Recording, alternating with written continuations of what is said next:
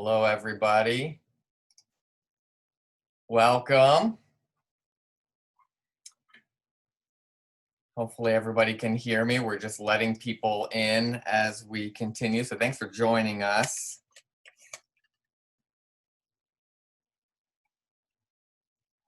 We'll begin momentarily. Thanks for your patience as you sat in the waiting room.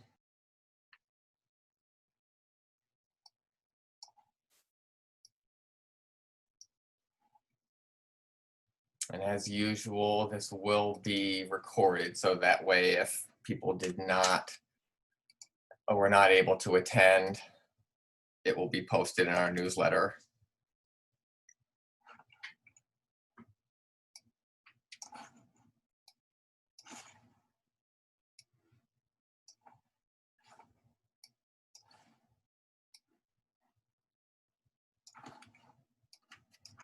Okay.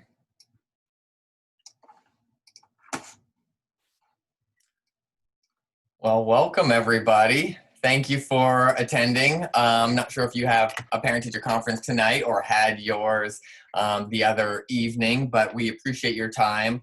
Luckily for both parent-teacher conference and the principal Q&A, you get to do it from the comfort of your own home. So hopefully that's a little bit of a convenience for you. For those of you that don't know me, I am Pete Kurty. I'm the principal here, and we have a couple supporting staff as well, and as well as our PTO president and some PTO board members here representing as well to help answer your questions. So if you were able to attend any of the previous question and answers, we'll go through some of the talking points and definitely address some of your questions. You saw that there was a general outline structure of question topics that we would address. Most importantly, I guess, is the health. It's because we have our school nurse here. So we'll get to those in a little bit, but I just wanted to open up again by saying thank you. I know whether you're a hybrid family or an RLA family, I know that this is not an easy situation. Many people are sick of hearing that phrasing, that we're in a difficult time and it's unprecedented, but I don't want to negate that it's still difficult. And as we approach winter coming up, where it's colder to be outside and you'll have to be more inside, and as health and colds and symptoms are more frequent as they typically are in previous years, I want to continue to acknowledge the difficulties that everybody is having, and also thank the perseverance that you're having as well as the students. So I don't want to negate that, even if people are sick of hearing it, because it's important to recognize that. I do want to also acknowledge some of the people here that are here to help support us. We have Kim Atherton here, who is our school nurse. She is one of the district lead school nurses. She also represents Glacier Ridge and a couple other buildings as well. Kim, do you want to just say a few words and introduce yourself?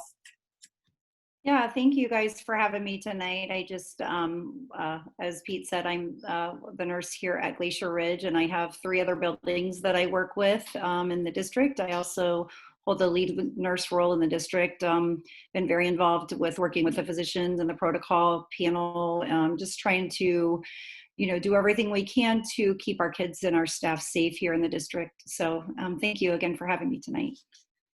Thanks, Kim. We'll get to health questions momentarily. I also want to introduce Kelly Axelband, who you may have recognized from some of the early Q&A sessions, but then she was mom a little bit, even though she did play a dual role and still works while from home a little bit. But she had a baby, her 3rd boy, and now she is back and jumping in head first. So welcome to Kelly. I also want to introduce Melissa Bogner, who is the PTO president, who is very willing to be on here as well to answer any family questions, PTO questions, or have any family perspective. She is also a RLA family, and her kids are in multiple buildings, so she brings a unique perspective as well. So thank you to everybody that's on here. I see some staff on here as well, and some families and other board members, so thank you for attending.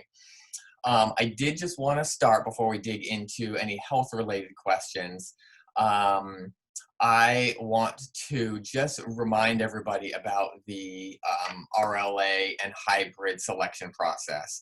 You may have seen on Facebook and some of the social media from the district that the window to select whether you're going to be an RLA family or a hybrid family for the second semester. And if you remember, that was part of the district promise, was that we would give the families an opportunity to choose halfway through. And even though we did ask for a semester-long commitment, we know that that can be a long time, especially if things are difficult. But we felt as a district that a year-long commitment was just too much, especially in the uncertainty. So we are offering the opportunity to switch from hybrid to RLA if that's what you choose, or from hybrid or from RLA to hybrid, or you may remain in the same learning mode that you would prefer. I do want to talk just briefly about the process that entails. There will be another application process that will be similar to the application process for when you enrolled, but I don't want you to get confused. So there's going to be need to be a lot of clarity and communication on the district's part for this. And I will not talk about the process in the past because I don't want to confuse anybody with what the process is this time. However, a good way to remember it is if you want anything to do with Remote Learning Academy, then you will need to do an application. So if you want to remain, for example, if you want to remain in Remote Learning Academy, you will need to fill out the application to remain in Remote Learning Academy. If you are Remote Learning Academy and you want to switch from Remote Learning Academy to hybrid, you will need to fill out an application to switch to hybrid. From Remote Learning Academy to hybrid. Or if you are a hybrid and want to go into Remote Learning Academy, then you will fill out an application to go from hybrid to Remote Learning Academy. So those are the three situations where in fact you would need to fill out the application. If you are hybrid and want to remain hybrid, then you do not need to fill out an application. And I really qualify all of that because I'm saying the word hybrid, and really I should be saying possibly in person. And the reason I say in person is because you're not choosing hybrid. If you are choosing in person, there really are three different scenarios that could happen if you are a hybrid family.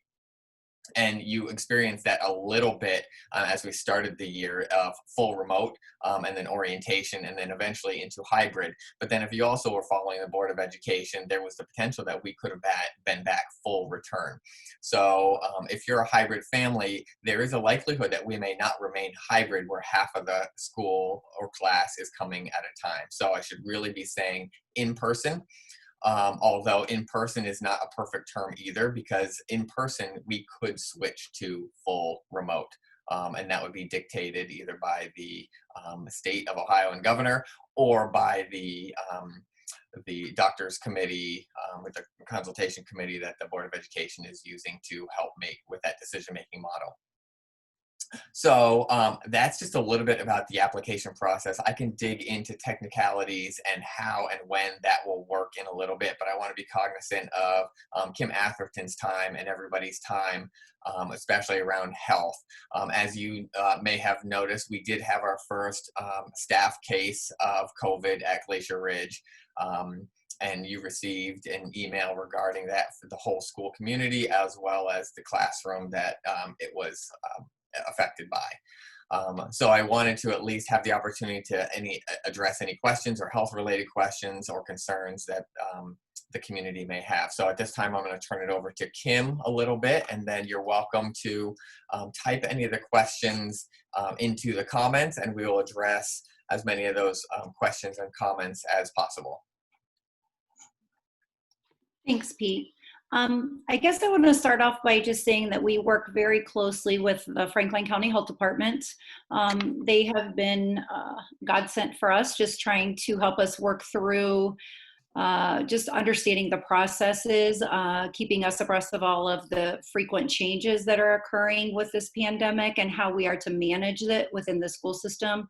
And then again, just, making sure that we're taking all of the mitigation strategies that we can utilize in the buildings to make sure that we are, keeping our students and our staff safe. Nothing is perfect. It's a learning curve for all of us. We all know that there are times that, you start getting, I guess what they're referencing to is mask weary and a little fatigued with all of this process. And, so it's a process for sure. And everybody, I believe, is doing their best to make sure that we're continuing to follow these regulations and guidelines that are set forth.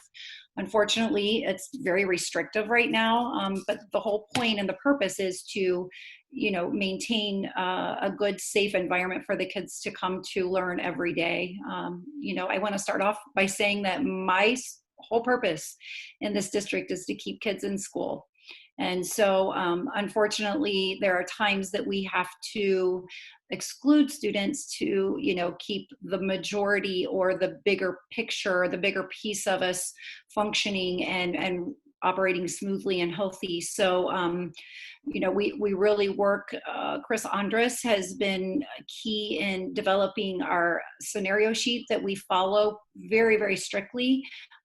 But we work with Franklin County Public Health to establish that scenario sheet. So when we make changes to that, we work with our physician protocol panel as well as Franklin County Public Health. We get their approval on any of the changes and the adjustments that we make to that. And then we, move forward and put that into practice. So there are times that there's a little bit of a lag just because we can't just, jump ship and change the whole protocol in a day.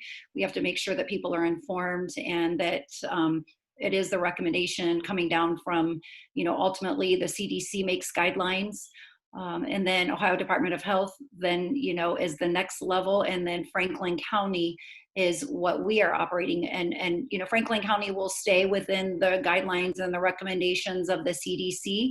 They can be a little more restrictive based upon what's going on in our community at the time. And so if the CDC has a recommendation of, for example, let's just throw this out, a 10-day situation, but Franklin County feels that it warrants a 14-day, they will implement a 14-day process. So that's just some key points I wanted to, to throw out there for you guys, and then give you an opportunity to ask any questions that you might have. And I'll be honest, I'm not great at this whole Google Meet, so I'm going to have to go back and forth with questions, being able to, go ahead, Pete, did you have some? Yeah, I was gonna, we have one question, and part of it is a little bit about health, as well as learning instruction. Will you talk about the decision on how people are quarantined? For example, we did have our first positive case, and what is the process from there to determine who is quarantined? And why classrooms, that's the biggest question usually, is why classrooms aren't quarantined when there's one person that gets it. Okay, yeah, so that's a very good question because, what we have established based upon the CDC recommendations and all the research and the science that supports that, if someone can maintain a 6-foot distance from anybody who's, let's say that I'm positive and Pete and I are working together, the requirement is that you are within 6 feet with someone for 15 minutes or greater accumulatively. So, I might work with Pete for 5 minutes within that 6-foot perimeter, and then I go work with another student, come back and work with Pete again for another 15 or it's another 10 minutes, and we've met that 15-minute criteria. So if you are within 6 feet for 15 minutes, you're considered a close contact, whether you have a mask on or not. It's that doesn't play into it.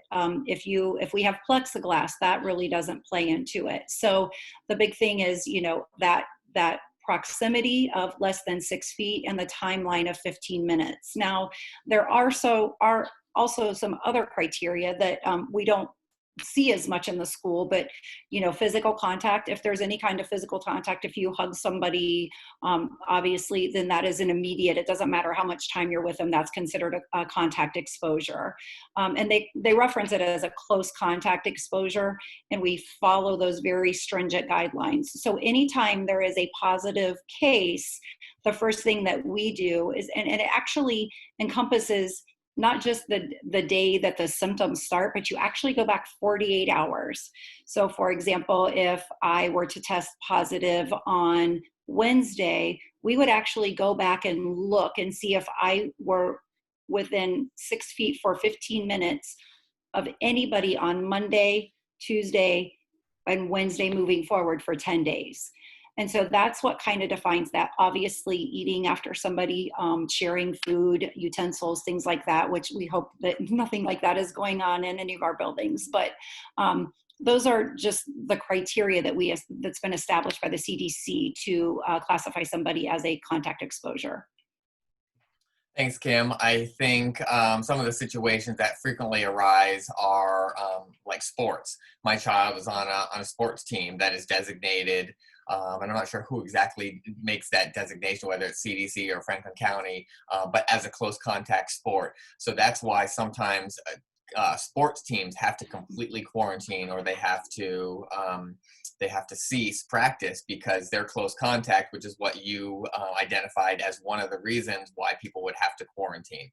In the school setting, we really try to have that 6 foot setting, 6 foot, what I call physically distance, with mask on, even though the with or without masks does not matter, but we really try to keep students 6 feet away for 15 minutes, so no closer than 6 feet for 15 minutes within a 24-hour period. So that is why even if one student gets it or if a teacher gets it in a classroom, we do not need to quarantine the entire class. Unless the teacher has to work really closely. And some of our students that have special needs, sometimes that is the case. But typically in a regular education setting, the entire class would not need to be quarantined. How much like a sports team. The other part of that question is if we were to go back full return, we might be closer than 6 feet. So that's the other part of that question, and more people would need to be quarantined. So I know that there was some conversation, and Kim, correct me if I'm wrong, because we did not completely land a plane on what it looked like should we be full return, but students would be closer than 6 feet, but we would organize students in pods or assign seating in the classroom, assign seating in the lunchroom with some plexiglass, even though that's not a close contact deterrent, but it does help a little bit with health, perhaps. So in that instance, if one person within those pods got it, then that pod would have to be quarantined. Is that correct, Kim? Yes, that is correct. And that's something that we discussed in the protocol committee, and, looking at options, looking at ways that we could try to, limit that. So it wasn't an entire classroom, that maybe it would be a group that would, then have to quarantine. And I do want to say too, we do err on the side of caution, as well as the health department. If there is some, a situation, for example, when you reference the sports, if they're not sure and they don't have film to go back and review and see how much time is actually spent with the two athletes or the entire team, then they will elect to quarantine the entire team just as a precaution. And that is something that, there's not really anybody who can supersede that at this point. It's, a physician or their, primary care physician or anybody, they can't, say, hey, I don't think this was the case, we're going to take them out of quarantine. That doesn't work. And nor does getting a test. You can't test out of quarantine. So you could, it's a 14-day quarantine. You could get a test every single day up to day 13, and then day 14, you could present with symptoms. So unfortunately, there is no way to test out of it, because when we do a test, it's just a spot in time that we're actually measuring. And, the viral load may not be high enough at that particular time when the test is performed to actually be able to give a reading of what tomorrow is going to look like. Kim, can you also talk a little bit about the most effective strategies that you see around the district that the kids are doing or in schools that are actually working? Because although there's no way to completely prevent it, what are the things that parents can do at home to help with both home health as well as carrying it over into school health? Yeah. So I am super impressed. I'm going to be honest. I was very nervous about how this was all going to, pan out throughout the year. But the students are amazing. And I think the big thing is the social distancing. If we can continue in that 6 foot physical space, between ourselves and another individual, then we eliminate, and that's been my goal all along is, in our buildings and in the district, is that we don't have to quarantine anybody due to physical space. Now, as Pete mentioned earlier, we will have those situations in some of our classrooms with special needs and things where they're working hand over hand with our students. And those things are not, that's not really avoidable to be able to meet the needs of our students. But on a regular basis, I think the big thing that I see is the kids wear their mask phenomenally. We might see a student whose mask slips down, and before you can even say anything to them, they're kind of pulling it up on their own. And so they're recognizing that. So you guys are doing a fabulous job at home. Obviously, the big thing is physical space, but the other thing is hand washing. Hand washing is the end all of end alls to prevent communicable illness being spread to each other. So, they do a great job at that. I see the teachers doing a fabulous job providing hand sanitizer to the students. When they're walking through the hallways, they're really focusing on maintaining that social distance. So, I really think the 3 W's are vital. And that is, watch your distance, wear your mask, and wash your hands. And so those would be the 3 key things, but preventing the quarantine would be the social distancing and keeping the 6 feet space between. Thanks, Kim. We did get another question. If the model was changed to all in, what's GRE's expectation of social distancing to the fullest extent possible? Can you guarantee parents 3 to 6 foot distance? That's a great question. I think that the hard part is it's very much dependent on space. The benefit is if you have been at Glacier Ridge for a little bit, we went from 740 kids to now 520 kids. And many of those are also now in RLA classrooms. So really we only have about 340 kids in the building. So that really allows us some flexibility and space to spread out those students. So as we were thinking through the possibility of full return, we were thinking through what the lunchroom would look like. And if you've ever seen an elementary lunchroom, it's pretty packed and it's pretty close quarters. That would not have to be the case. We would set up a schedule and set up routines where the students can be more distanced. I wouldn't say that they would be 6 feet apart in all cases, but we could have them 6 feet apart in a lot of cases, even in the lunchroom. We have fewer sections and fewer kids in each grade level, and we would be able to work out a schedule where they could distance pretty much at least 3, sometimes 6 feet. Where I find and even in the classroom, there were a lot of places where we could at least have 3 feet and possibly more, but some classrooms, as you know, the class cap can go up to 28 students in 4th and 5th grade. So that makes it a little bit difficult. Where I find the most difficulty is recess.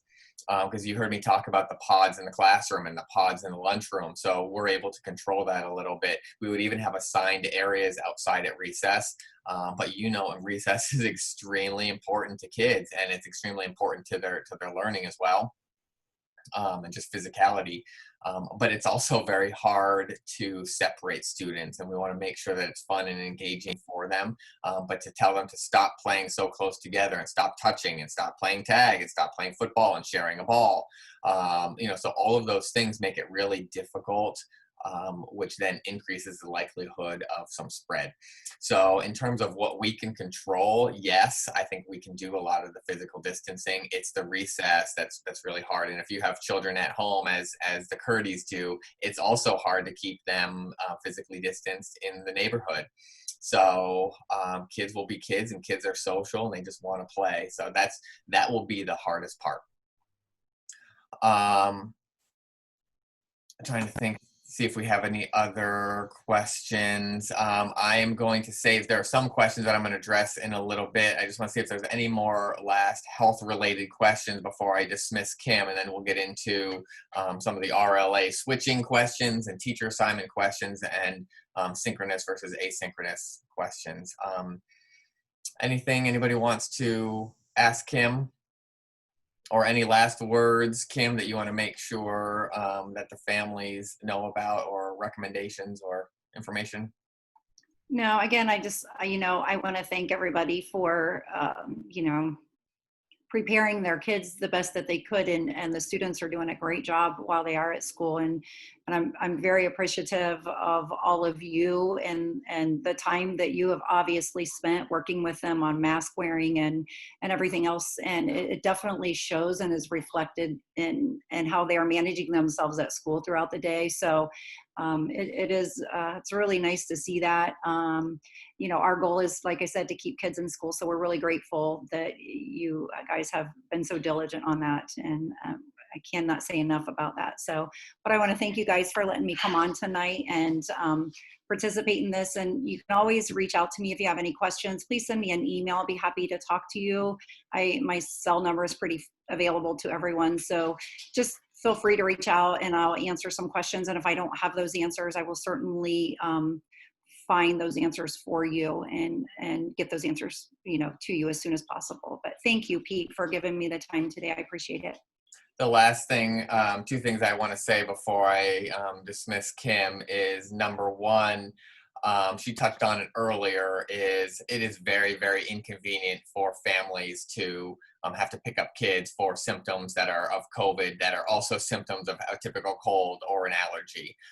It is not convenient for you, because then now your kids have to be home and they have potential COVID symptoms and needing to go get a test. So, and that could be some lost instruction or an inconvenience on the family. But I have seen that significantly reduces spread. It significantly reduces fear. So we recognize that it is a huge inconvenience on families, but it is so necessary, and I've seen it made a huge impact. So Kim mentioned that. I just wanted to reiterate that while she is here, because she's having a lot of those phone calls with families, and so far the families have been very, very understanding. Just knowing that that's part of the in-person learning. The last thing I will say is, Kim probably wouldn't want me to say this, but she works long, hard hours. I mean, she's working all weekend, responding to families, responding to staff, because as you can imagine, staff are just as new to this as families are. So she's working extremely hard. She was nominated along with the other nurses and received the Golden Shamrock Award, which is something you may or may not be familiar with, but it's a prestigious award within Dublin just because of her hard work and her leadership within Dublin City Schools and of her peers, of the other nurses, as well as leading the clinic aides, which are in the clinics on a day-to-day basis. So thank you, Kim. There is one that says they have a question. If you want to pop on, they have a question before you go, Kim. Yeah, for sure. That person want to either type the question or say the question out loud? Maybe not. Okay. Can I just add one? Oh, go ahead. No, you go ahead, Kim. Sorry. I think the question that's typed is that if students go back full day, will we continue to wear masks the entire day? Oh, thank you. So we are actually working on mask break practices and how we're going to manage that so that we can provide enough social distance and looking at options, to be honest with you. And that is one of the main things that the protocol committee has been focusing on, is how we're gonna manage that. And I'll be honest, we haven't really settled on a solution yet, whether that means, students going out in the hallway for a certain, window just to get a breather, get the mask off. Weather is going to be changing, of course, and so outside is not an ample option for us, to be honest. So we are really working on that and discussing that and throwing some different options around. And then we're actually working with one of the other physician groups to see if, we can brainstorm all together to try to see what's going to be best for the students in regards to that. But there's a couple other things that if I could just have like a couple more seconds of your time. First off is when we talked before, I had received a couple concerns about students being seen outside without masks on. And the reason that you're seeing that is because ideally, we're going to take those mask breaks outside. We're going to social distance. And ideally, it's better to do that in an outside environment versus being in a classroom. So that is why, if you happen to see that, just understand that it is typically so that we can allow the students to get a little bit of a breather from the mask and to take a little bit of a break. And then the other thing that I did want to touch on when Pete mentioned about students having to go home. So the Franklin County Health Department tells us that if a student is ill or someone in the family is ill, and say that student has been in the green room or isolation room and they have to go home and they have siblings in the district, out of courtesy to our parents, we realize that it could be difficult if you're getting a call at 10 o'clock that you need to pick up your student. It's going to be really difficult for you to maybe get to another building to get other siblings. So unless the siblings are in the same building, we are actually allowing them to stay that entire day, just to try to make it a little bit easier on our families. And we ran this by the health department, and they were very much in agreement that this is an okay practice for us to do. And then we inform parents that the student that is ill and the siblings cannot return the next day until we get some kind of confirmation on their pending status. So, it's not that we're like choosing when we send kids home. It is just, we are trying to be cognizant of the impact that it does have on you as parents, and trying to get to another building before the buses even run to, it just doesn't make sense with the short time frames that they are in school. So just know that is the practice that we are doing, and they will be asked to stay home the next day. It kind of speaks to the constantly changing guidelines that we're having to follow based on health department recommendations. And Kim, you may not have even seen this, but we get updates from Ohio Department of Education, and they're starting to give some guidance on mask breaks as well. I know you and I had talked about it early on because we wanted to make sure there was consistency around the district with what mask breaks look like. And your team decided that outside is the most ideal. It could be in the classroom, but for a limited of 10 minutes or less. And then the guidance that came from ODE is saying about the same thing. They said usually about 5 minutes, give or take, as physically distanced as possible. So going into the winter months, it does make it trickier. So we're starting to think about that as well. Sorry, say it again. Forward that on to me, would you mind, so that I can Absolutely. take it? Okay, yep. Thank you. But the short answer of the question is, will there be masks worn even in full return? The answer is yes. There will be masks worn. The question is how does that look for mask breaks? So, Kim, thank you very much for your time. I want to be cognizant of your time as well. Thank you so much. And if anybody has additional health-related questions, feel free to email them to me. I'll put my email address in the comments, and then we can forward them on to Kim to get your answer. But Kim, thank you very much. I appreciate your time. Thank you. I appreciate it. Have a good night. I'll continue to go through these questions. Some of them I didn't answer because I wanted to focus on the health-related portion of it. And again, if you have to go for whatever reason, I won't be offended at all. So whether you have your conference or dinner or just sick of hearing me talk, that is certainly understandable. My kids tell me that all the time, and arguably my wife too. One question about asynchronous and synchronous learning for students that are in hybrid. Should they have to be quarantined? The tricky part is the teacher, they cannot flip to a remote learning academy classroom, and that's mostly due to staffing, which I'll talk about in a moment about the application and what happens with consistency of teacher.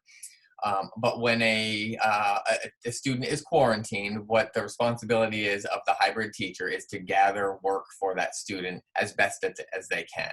We can't link them in synchronously just because that is a procedure that we are not implementing at an elementary level at this time, but sometimes the teacher can record the lesson and flip it to them. Or the other thing the teacher can do is get the work for the child and then support them kind of individually. Ultimately, there is either work on the front end or the back end to make sure that the child is caught up. And oftentimes the teacher does a lot of the work on the front end to make sure that there is work given to the student. We'll be honest, on the teacher side, that is very, very daunting to try to get work home. But we know it's daunting for the families to help support the child too. So sometimes the teacher will do the work on the back end, where they'll have some of the work distributed for home, but then mostly get all the caught up work when the child returns. And the purpose of that is we're not significantly reliant on the families, just because we know that families are busy as well. So although if your child is quarantined, you want a ton of work, much like you go on vacation and you're like, I want a week's worth of work when we're on vacation, should it happen to be during school. And then you realize life happens and things are difficult and you don't quite get to that work, which is often why you may not get as much work should the child be quarantined. But it is our duty to make sure that child gets caught up should they return. So that's kind of the process for quarantine students, but I will admit that it is very daunting for both families to have the child at home without live synchronous instruction, as well as for the classroom teacher who's providing live instruction for the hybrid students, as well as still responsible for the instruction of those students at home. I started this conversation with the process a little bit about switching from RLA to hybrid or vice versa. The biggest concern that I certainly understand that families have is the consistency of instruction and consistency of classroom teachers. Because the most frequent question I get is, if I'm RLA, will I still have my RLA teacher? If I am hybrid, will I still have my hybrid teacher? I'm going to walk through the process of how teachers were designated as hybrid or RLA. We did not hire separate teachers outside of Dublin City Schools. So when we decided to have an online component, we didn't go to an outside agency. It was promised to the community that you would have a Dublin City School teacher. So that is certainly a benefit. You get high quality instruction with a Dublin City School teacher, regardless of which option you choose. The difficulty was we had to identify how many kids were RLA and how many kids were hybrid. And then based on our entire staff pool, we had to identify which teachers would then be teaching the RLA students. So if you can imagine, for the first semester, you completed the application, or families completed the application, and we knew exactly how many RLA students were needed. Therefore, we selected teachers to teach classrooms full of those RLA families or students. And then the remaining teachers were teaching hybrid. That's going to be the same process for the middle of the school year. So that's the downfall with having the opportunity to switch from one to the other and it only being a semester-long commitment. I preface all of this with, it is absolutely a priority to have consistency of classroom teacher for both hybrid and RLA students. But if you imagine, for example, if we have one third grade teacher who has a full class of RLA students, and many of those students want to then flip to hybrid. Now we have an RLA teacher that only has 5 Glacier Ridge students, for example, and the rest of them are now in our population, want to come in building, in-person learning. We're now going to need to add a third grade teacher. So what the likelihood would be, and I'm just speculating based on the process that happened in the fall, is that classroom, that RLA third grade teacher would now flip to a hybrid teacher and teach those students, because there's almost a full hybrid classroom for that third grade Glacier Ridge teacher. And then those 5 students would then flip to another Dublin City Schools RLA teacher. Those instances will possibly happen around the district, but it's really going to depend on numbers. So in a perfect world, we would like, even for families that switch, to still have the exact same number or very close to the same number of RLA families and in-person families. But that's the process that will happen should many families switch from one to the other. I'll continue to answer questions around that topic because I know it is a big one. So I'll kind of scan through our So yes, will the currently assigned teachers continue RLA during the second semester? So similar to the other question, and my answer is all the RLA teachers should be, hopefully will stay RLA teachers. The only thing that would change it would be if there are many RLA families in that teacher's class that flip to in-person. We talked about quarantine a little bit. Let's see, change to all in, that we talked about the 6 foot, 3 foot gap, or distancing. Talked about if they could have the same teacher, can this be solidified before the application? I know that it is extremely difficult for families to make these decisions, because you want more information. What does learning look like? Who is my child's teacher going to be? And if I know that I can keep Mrs. Smith as my teacher, if Mrs. Smith is going to flip to hybrid, I will flip to in-person. I will do that so I can have Mrs. Smith as my teacher. As I said, though, the hard part is we can't identify who is teaching which, whether it's RLA or in-person, until we know how many families are in each learning mode. Continuing through some questions. If we're full day, what about wearing a mask all day? We did talk about that one before Kim left. If we switch to RLA to hybrid, would the classroom teacher change? Will the deadline to sign up be extended?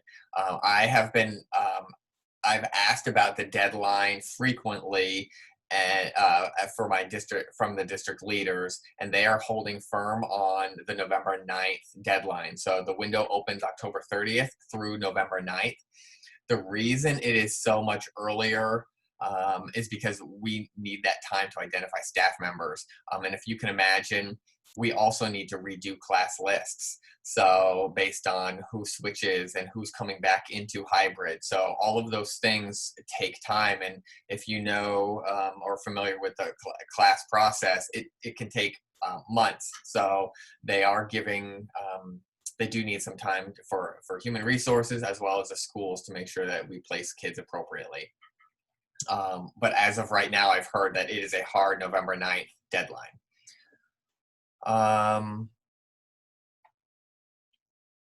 Do we have, I think this is a question from Melissa, do we have adequate masks on hand at Glacier Ridge if a student needs a replacement during the day? We do have plenty currently. I think we're lucky that the PPE supply and demand has gone back up. So that way, or the supply has gone back up because the demand has gone down. So we do have extras. And it's funny because it's very heartbreaking for a student to get out, because they almost panic when they get out of a car at the car line or at the bus line and say, oh my gosh, I forgot my mask. And they go into this panic. We're like, it's okay. So we have masks at the doorways ready to give them. So that way they don't have to go in the building. They don't have to wait very long. But they are in such a routine that they almost panic when they don't have a mask, but we have plenty. So thank you.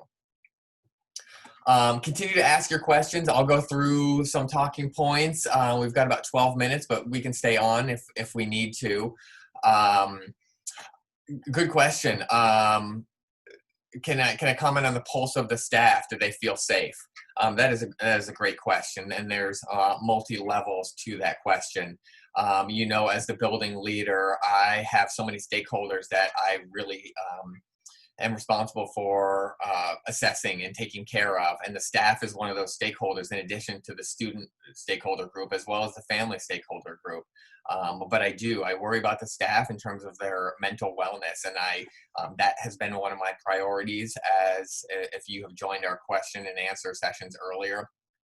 That was one of my priorities, because my philosophy as a leader is if staff are not well, they can't do their jobs well, and therefore instruct kids well. So I have really put a ton of time and energy into trying to make sure staff are okay and provide support to them.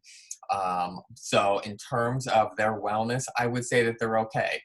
They are stressed, but this is a stressful time. Families are stressed, kids are stressed, everybody's stressed. But they are in a good routine right now. They have figured a lot of things out, and they are in a good place. I would also say that they are in a good place with feeling safe.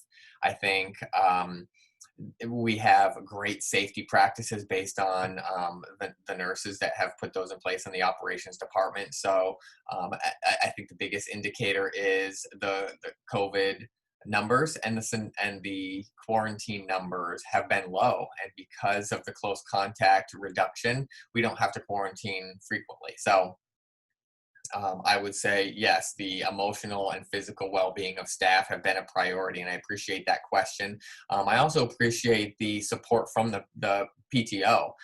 They have been doing phenomenal things throughout the year, just a little pick-me-ups for the staff, and whether it's lunch or cookies or notes, those things matter because they know that it is a united front of support. So thank you for that. I would also tell you that one of the most significant things that really makes a difference is just saying thank you and sharing what you appreciate.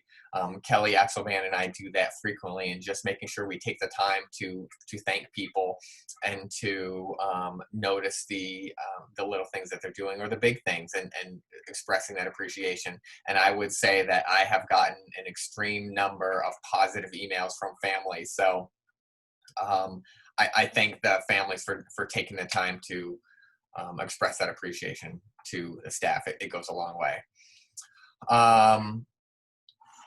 Continuing through a little bit of my talking points, I would say that we are in a reflection process as well. As we go into the second semester, we are constantly thinking about what can we do better as a RLA teacher, what can we do better as a hybrid teacher or in-person teacher. And there's a lot of successes in terms of instruction. I think that there's a great routine going on both in RLA and in person for both. One question we frequently get is, if we're going to switch, is my child going to miss something that was not covered in RLA, or vice versa? So the district and teachers have talked a lot about trying to keep pacing. And for those of you that are not educators, there's already pacing guides already set in our curriculum on how much time and how and the standards and the progression that teachers should teach things. What I would say as a caveat to that, though, is something that's almost more important, is responding to the needs of kids. So even in a typical year, all fourth grade teachers, for example, all plan together. They all have the same pacing together. They all have the same curriculum.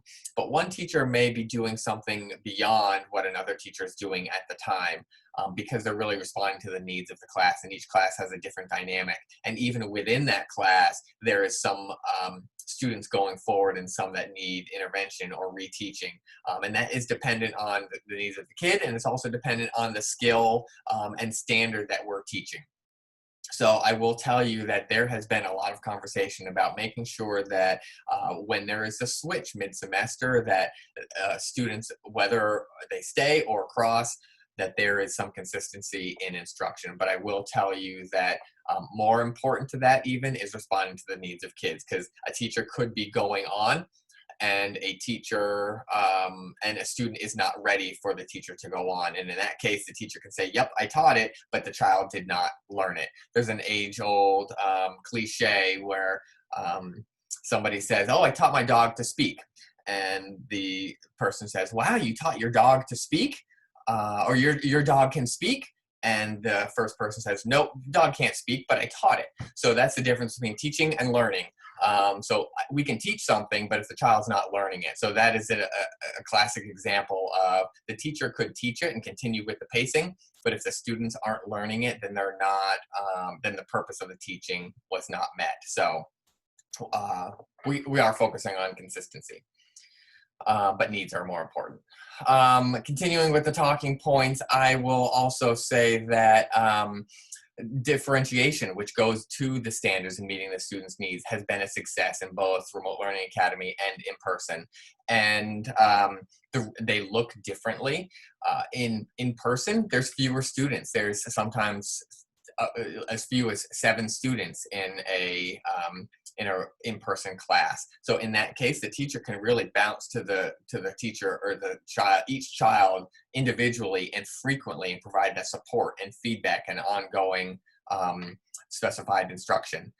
In RLA, Google has added breakout rooms, and that's something that we typically do in a regular classroom, is have small groups. Students meet in small groups and collaborate.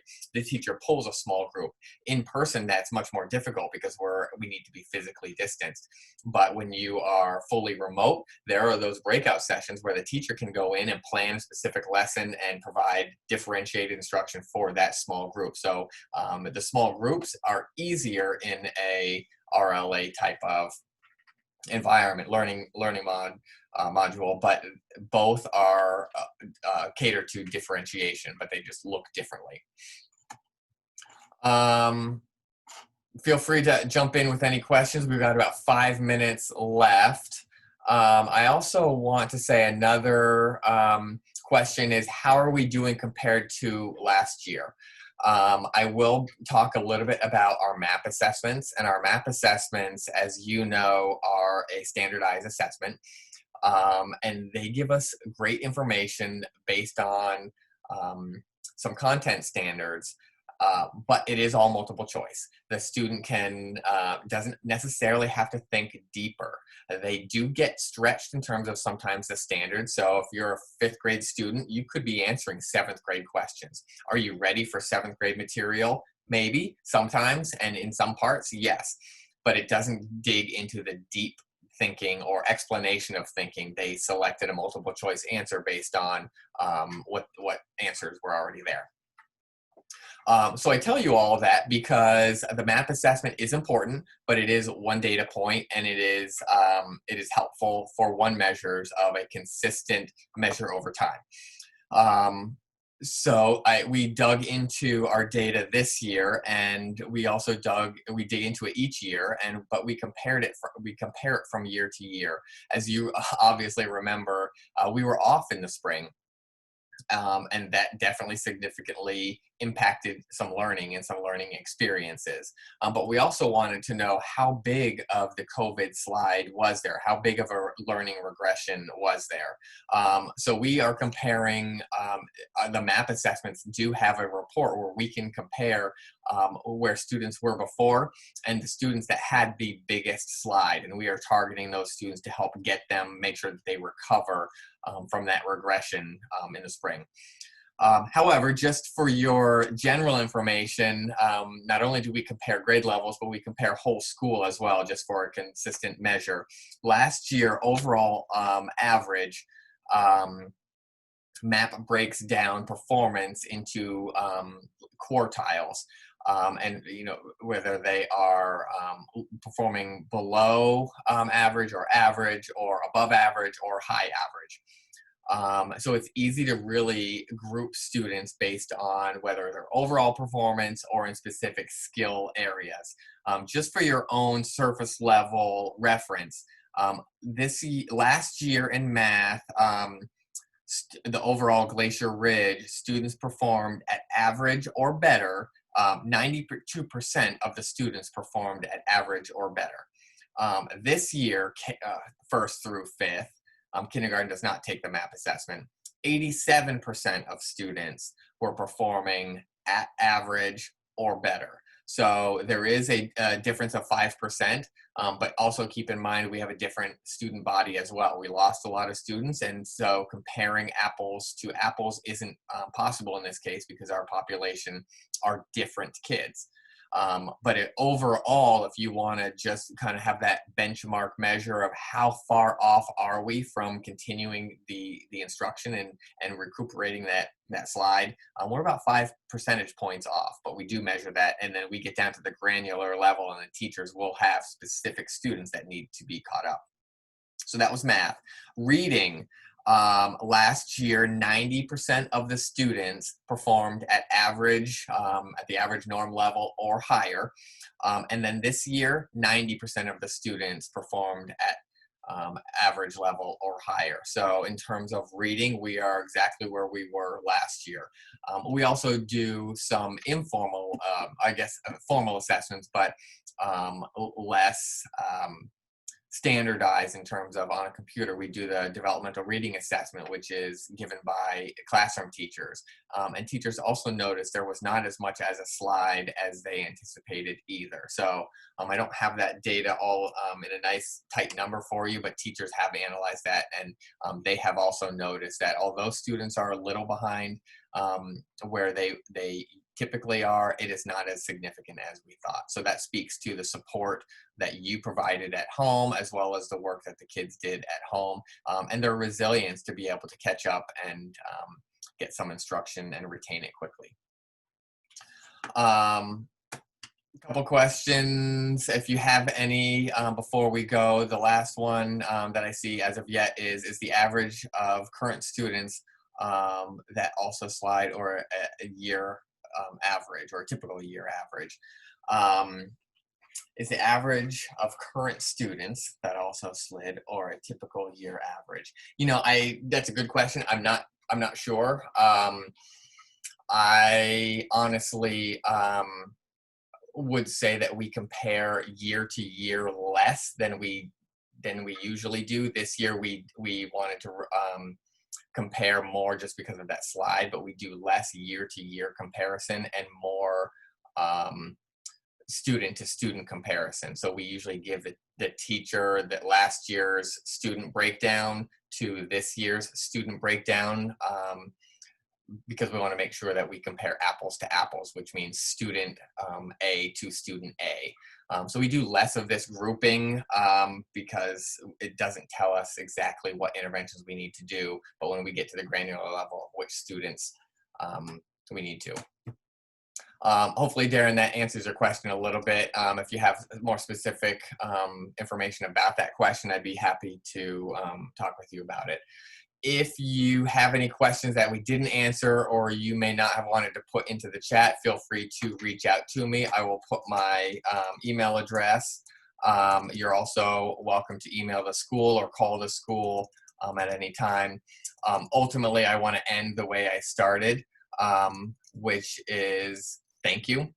I know this is a difficult situation, a difficult environment. I know that you're making decisions in an unprecedented time, and you're making learning decisions for your child that you feel have a significant impact. So I recognize that it is challenging, and it's not easy as a family either. But I will also say that I wouldn't want to be anywhere else. I'm lucky to be at Glacier Ridge. I'm lucky to be with your children. I'm lucky to be with this phenomenal staff. And I am loving getting to know different students in different capacities. So anything anybody wants to add? Melissa, anything you would like to add or clarify? Okay. Kelly, anything you would like to add or clarify? Okay. I think we're good. So thank you, everybody. We will host another Q&A in another week or so, just to help support families in any capacity they may need. So thank you for your time. Tell your children I said hello, and hopefully they're vegetables. Thanks. Have a good night.